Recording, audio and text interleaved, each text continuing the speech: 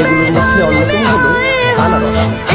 কারণ আনারসে রয়েছে উচ্চমানের ব্রোমোলিন, যা জরায়ুকে নমনীয় করে, ফলে যথাসময়ের আগে প্রসব যন্ত্রণা দেখা দিতে পারে কিংবা মিসক্যারেজ হতে পারে। বিশেষত এসব সমস্যা এড়াতে গর্ভধারণের প্রথম 3 মাস আনারস খাওয়া দরকার। এরপর খাওয়া আপনার জন্য কতটা নিরাপদ তা বিশেষজ্ঞদের কাছ থেকে নিশ্চিত করে নিন। পেঁপে। গর্ভকালে কাঁচা পেঁপে খাওয়া থেকে বিরত থাকুন। কাঁচা বা অর্ধপাকা পেঁপেতে রয়েছে ল্যাটেক্স নামক এক উপাদান, যা ঘনীভূত হয়ে জরায়ুকে সংকোচন করে। এ সময় পেঁপের খোসা বা বীজও খাওয়া ঠিক নয়, কিন্তু গর্ভকালে পাকা পেঁপে খাওয়া নিরাপদ। পাকা পেঁপেতে রয়েছে ভিটামিন সি ও অন্যান্য কার্যকরী উপাদান, যা কিনা গর্ভকালীন সময়ে হার্টবার্ন বা কোষ্ঠকাঠিন্য দূর করতে সাহায্য করে। আঙুর। গর্ভকালে আঙুর খাওয়া যাবে কি যাবে না এ নিয়ে প্রচুর মতভেদ রয়েছে।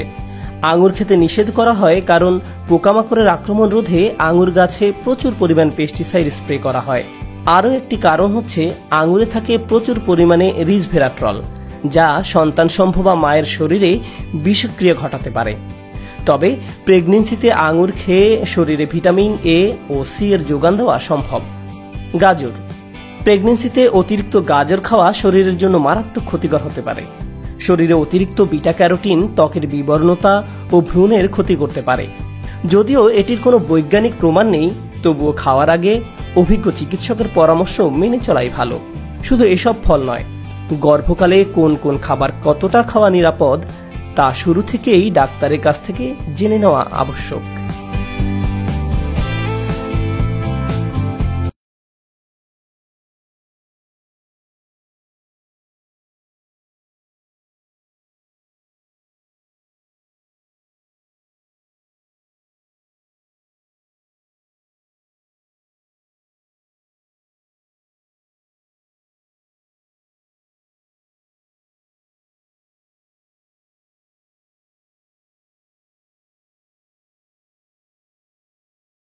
কি জান্নাত আল্লাহ রেখেছে, কি নাজ নেয়ামত। আল্লাহ বলেন লা ইয়ারাউনা ফিহা শামসা ওয়ালা জামহারিরা।